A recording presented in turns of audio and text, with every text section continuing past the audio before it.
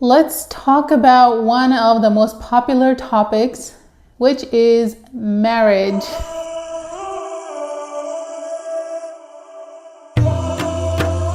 This is not just any talk on marriage, because I think there's a lot of those out there. This is from the perspective of a Muslim with bipolar.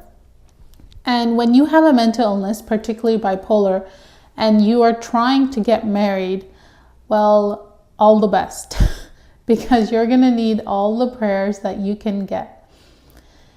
My experience with getting married was very interesting, challenging, tough, entertaining, just to say the least. How do you feel towards having an illness like bipolar?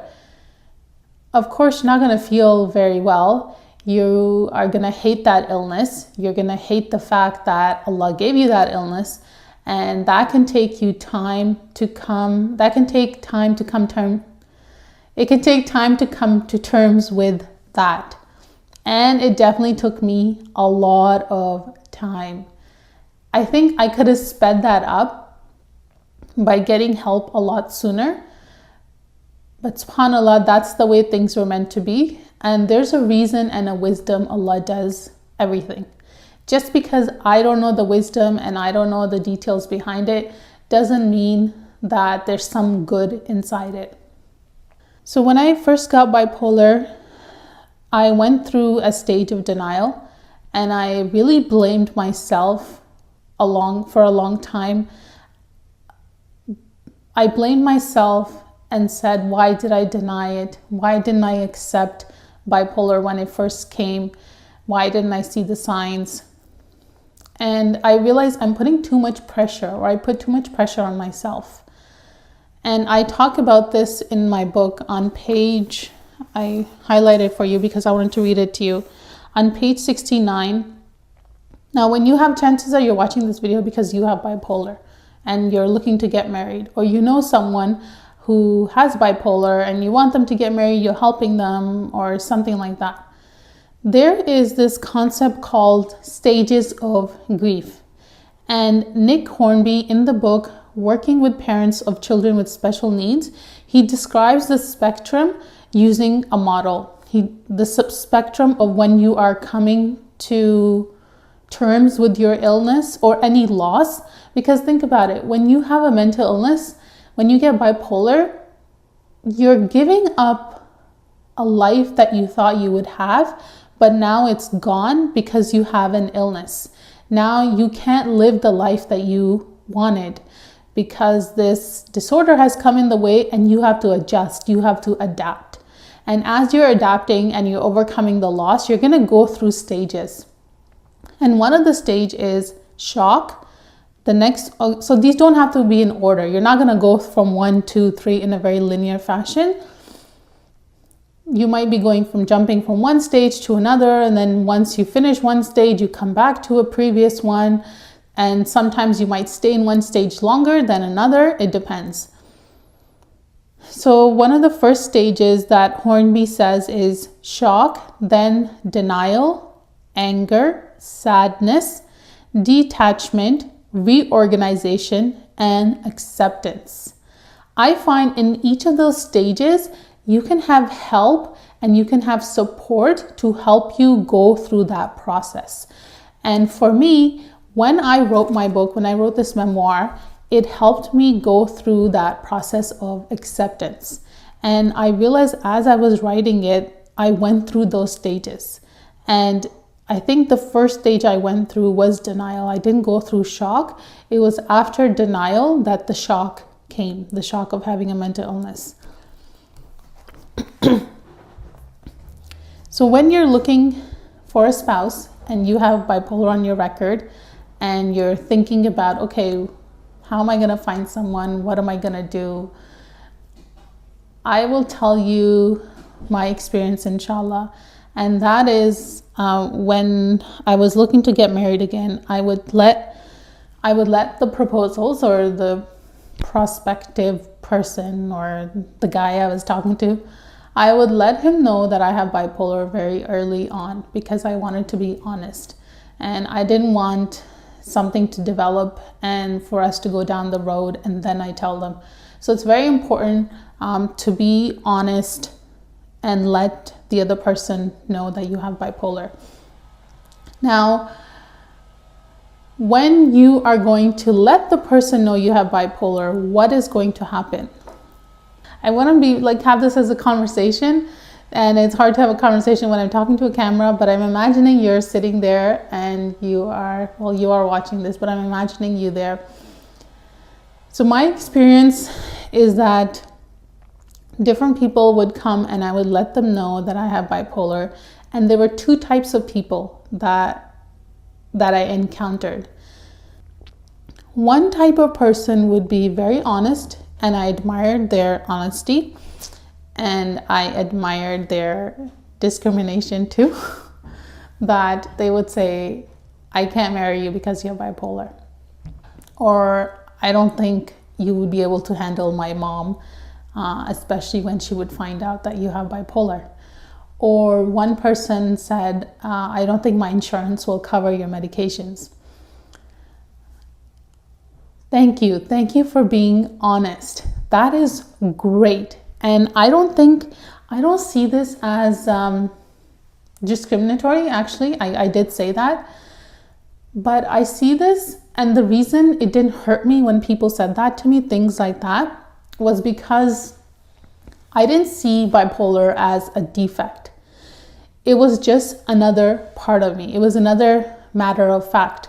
So let's say somebody said, I can't marry you because you live in a different city and you're too far away, and I don't think this long distance relationship will work. That's how I saw this idea of having bipolar. When somebody said, I can't marry you because you have bipolar, I would just think, okay, it's another fact about me. It's another part of me that they cannot live with, and I'm happy living with it. Yes, it's challenging. Yes, I've gone through those stages of denial and shock and anger, and it's a really hell of an illness that I don't want to be with at times. At the same time, it's something that Allah tests me with, and He blessed me with it. So when someone doesn't want to be with you because you have bipolar, you know what? That's great. They let you know early on. You know what you're in for, and you can move on. You can just say, okay, this person wasn't right for me. It didn't work out. Let's move on. Now, getting to that point is the billion-dollar question. How do you get to that point where someone rejects you because of your mental illness and you move on? It doesn't faze you. You just face the rejection like a man. You face it like a man and you move on. The way I got to that point, this is not from a book or nobody taught me this. It's just through self-discovery and having a life coach that, alhamdulillah, I was able to come to this point. I came to this point of not feeling rejected when a proposal turned me down, when a guy turned me down because I have bipolar. I didn't feel rejected because I accepted myself the way I was, and I accept myself the way I am, bipolar and all. When you're rejected, because you accepted yourself, you've done that hard work, it doesn't matter what the outside world says. It doesn't matter, because internally you've done the work. Internally you're in a state of peace, even during an episode, even when somebody is discriminating against you because of your illness. Because you have that state of acceptance, it doesn't faze you, whatever happens outside. It's like you're in the eye of the storm. You're right in the middle of it. There's a storm going outside, going all around you, and it doesn't bother you. It doesn't suck you in. It doesn't tear you down, because what you've done is you've made yourself so strong and so adaptable that no matter what life throws at you, no matter what tests Allah puts in front of you, you use it to come closer to Him.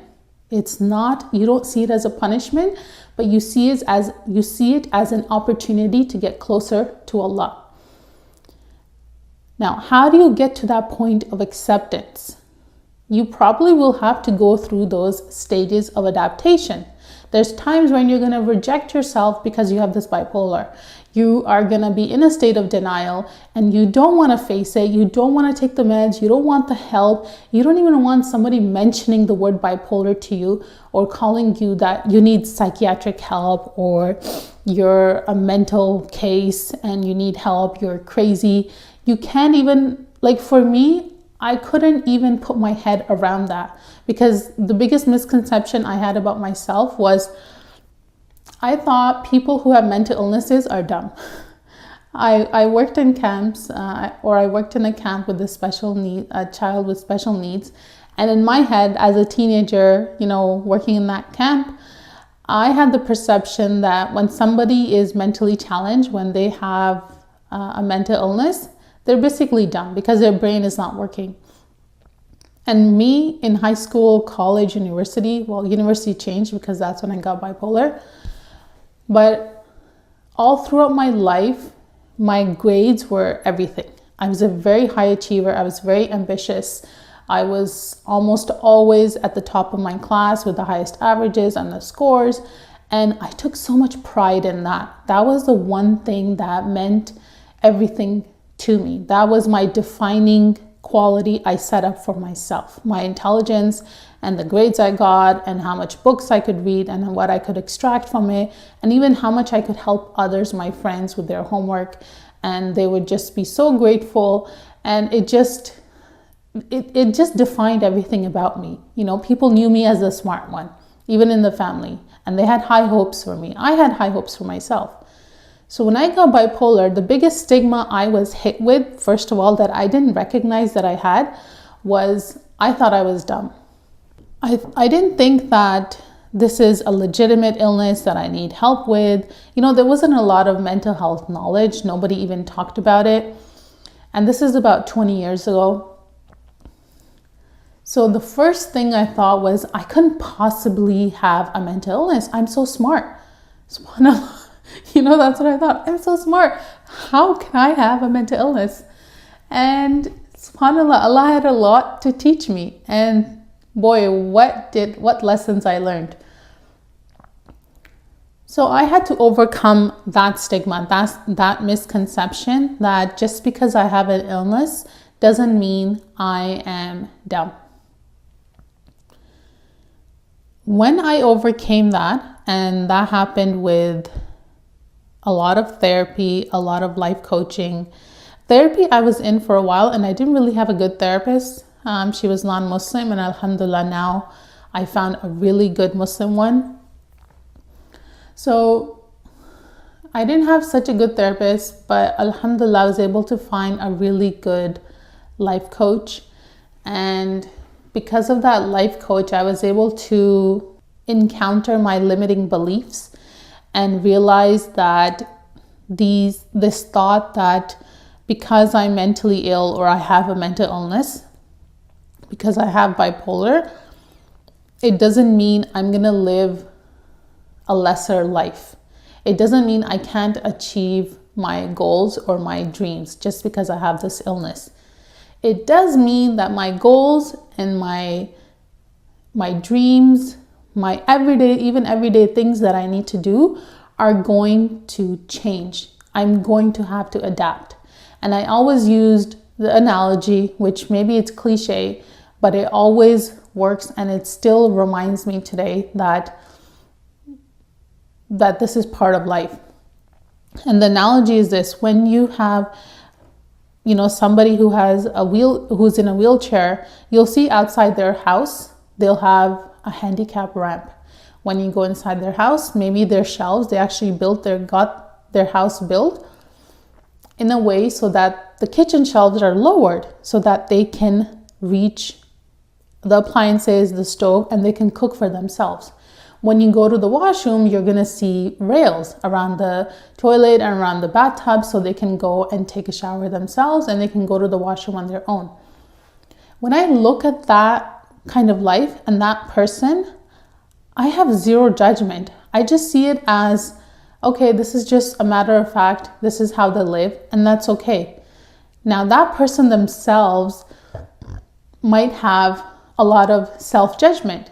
they had to go through that process of accepting their illness, and I don't know their journey. I'm just looking at my own, and hopefully when you hear my story, then it can help you along your journey. It can help you in navigating this marriage battlefield sometimes. Nowadays, from what I hear from not my friends, because alhamdulillah, most of them are married or having kids, but from people who are younger, these Muslim marriage apps are just crazy, and it's so hard to find a good person. So when you add a mental illness into the equation, it just makes things a lot more complex, a lot more harder, and very messy. So back to acceptance, the wheelchair and the handicapped person with a handicap, I had to readjust my goals and look at my life and say that things are going to have to be different. And I'll be honest, I still go through that. Because when I go through a new phase of life, for example, I moved recently, or take in the past having kids, trying to work, trying to even do my daily house chores. Each of those things require an adjustment, a period of adjustment, a reorganization. And I'm not just talking about like physical reorganizations. When you're, let's say, for example, when you're moving, you could be moving from one job to another. You could be moving physically from one home to another. You could be moving on in your relationships. Let's say you had a friend and you had a falling out, or they're toxic for you now and you have to find better friends. All of those things, the theme they have in common is that there needs to be a rearrangement of your life. There has to be a readjustment, and you have to shift. And that shift doesn't start just physically, it starts mentally. And before the shift starts, you need to, you realize, okay, something is not working and I need to change. So going back to the example of the person in a handicap, in a wheelchair, they realize they need to build a handicap ramp. For you, when you are getting married, figure out what is that handicap ramp that I have to build. Do I need to quote unquote lower the shelves, in the kitchen? Where do I need to put the safety rails?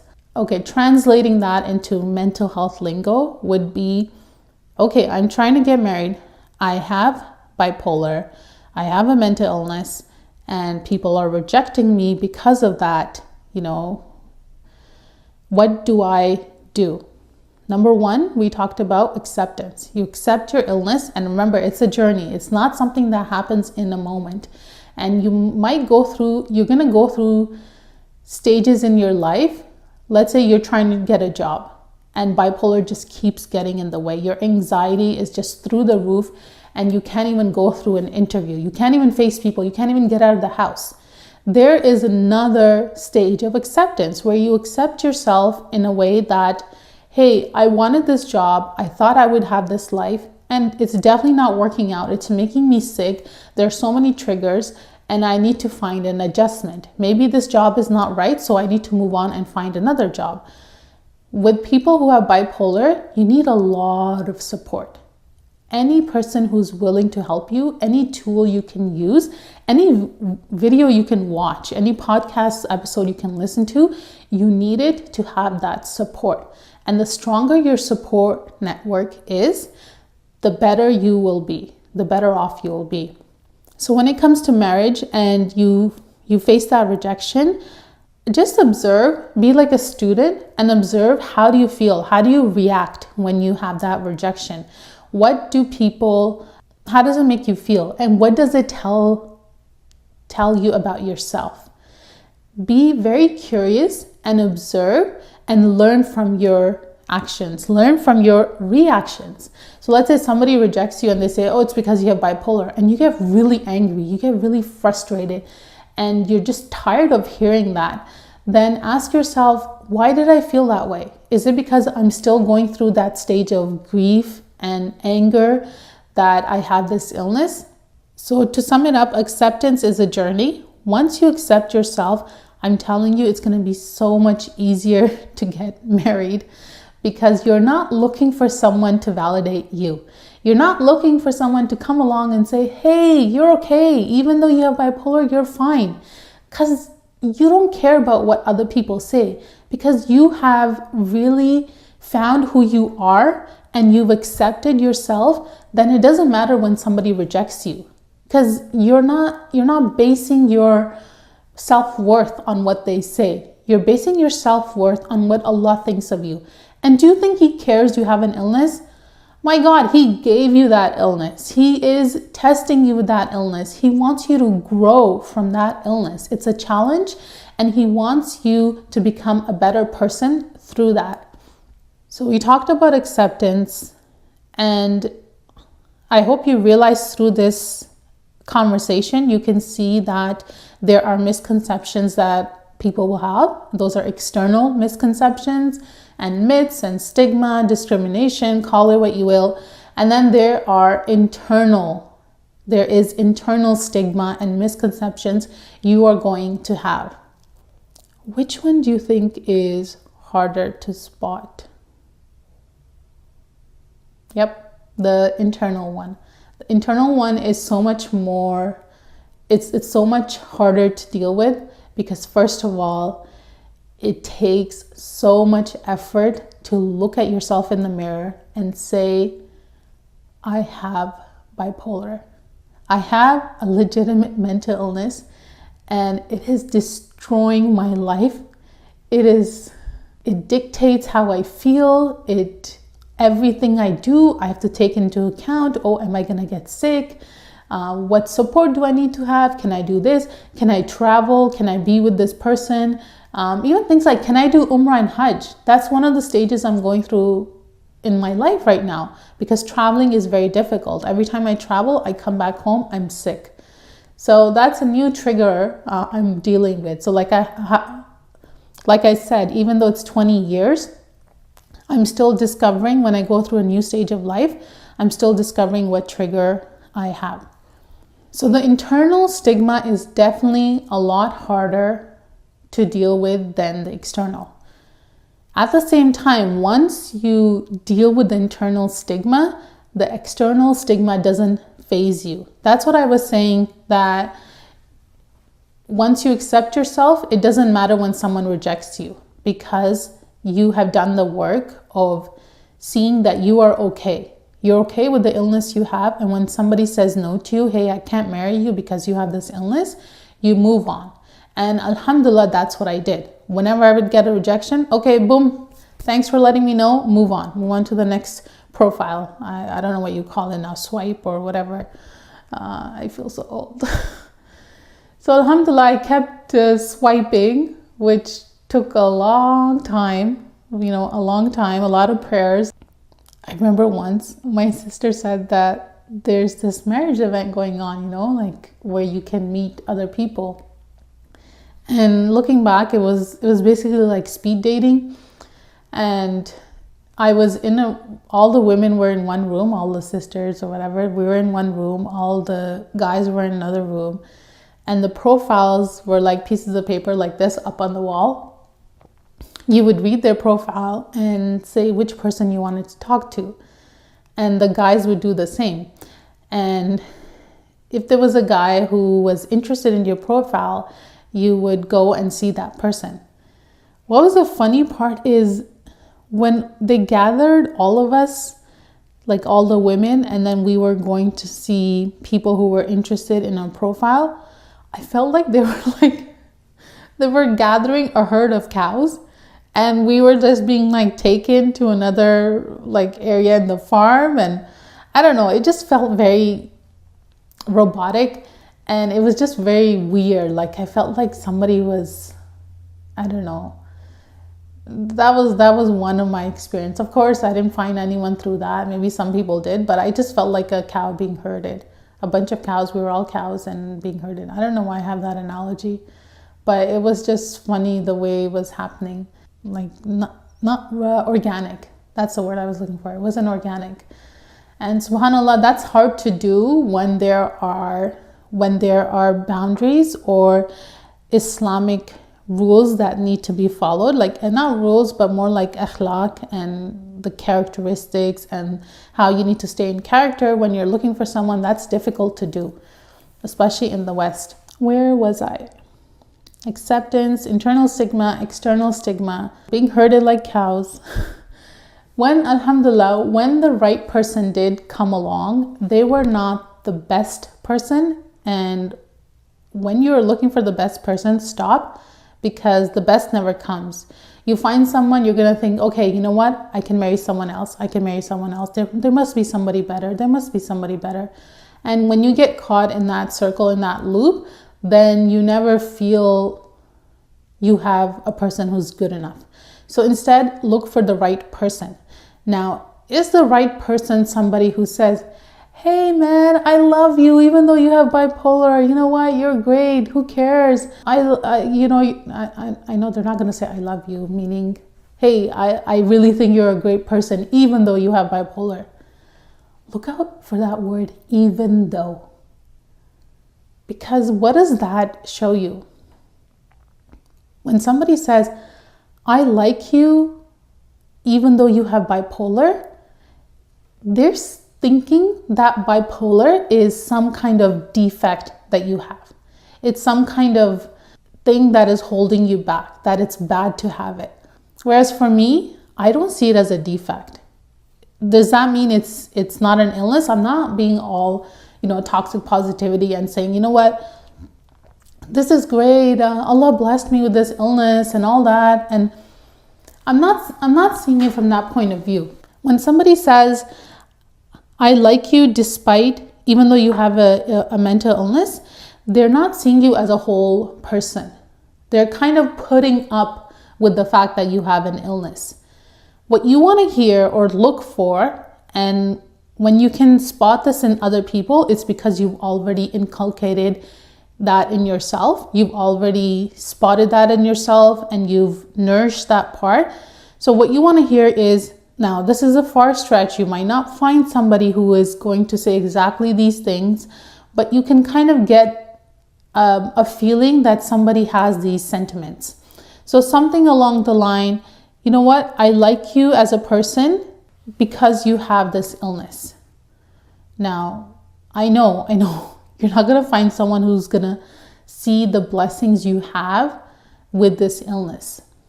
Yes, alhamdulillah, I'm able to see that.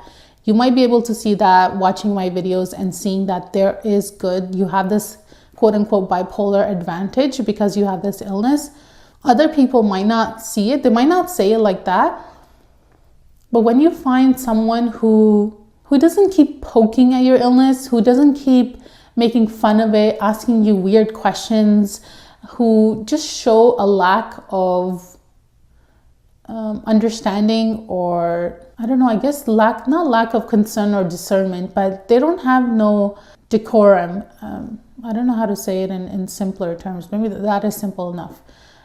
They have a lack of decorum when it comes to being sensitive about what you are going through. They don't understand the gravity of having a severe mental illness, which bipolar is. And instead, they just brush it under the rug. They're like, oh, it's okay. You have a mental illness. It's fine. That's the thing you don't want. You don't want pity. Instead, it's like, hey, you have a legitimate illness. Okay, I can work with that. We can work with this. And I think, inshallah, we can have a fulfilling relationship because I see you as a person first. And that illness is a part of you. It is it's a fact that you have this illness. I don't see it as a defect. I see it just as another thing, as if you have blue eyes or you have hazelnut eyes. It's just another part of you. So when they look at it as a matter of fact, as something that's just there, that, alhamdulillah, is gold. And even above that, a diamond spouse is somebody who will say that, you know what? I have seen just in the little time that I know you, or maybe they know you for a long time, I can see that the illness made you a better person. They can recognize the good that you have because of this illness. And they can recognize that good, and you can see that they have that recognition because you have that internal understanding. Because you can see yourself in the mirror and you're great because you have this illness, not like despite having this illness. There's a difference, and I'm not sure I'm like saying this in a clear way that will help you understand. Inshallah, you will. It's just not seeing the illness as a defect. That's as simple as I can say it. So when somebody sees it as a defect, then you move on. When somebody sees it as just another part, that, hey, you have this kind of, your height is this much, then that's a person you want to stick by. That's in a relationship that you want to explore. So I hope this video has helped you kind of let go of some of the limiting beliefs around marriage.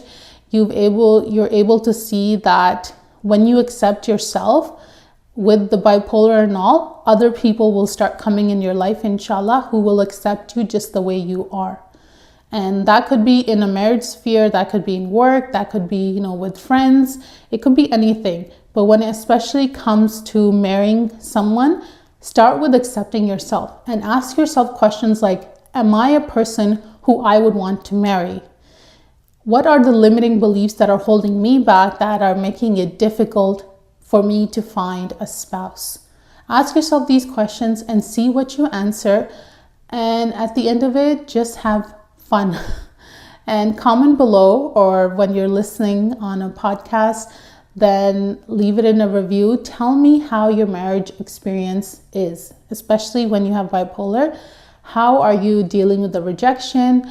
What are you going through? What's the funniest thing someone said to you, or the most absurd thing someone said to you because you have bipolar? Comment and let me know, and I'll see you next time. Take care. Assalamu alaikum.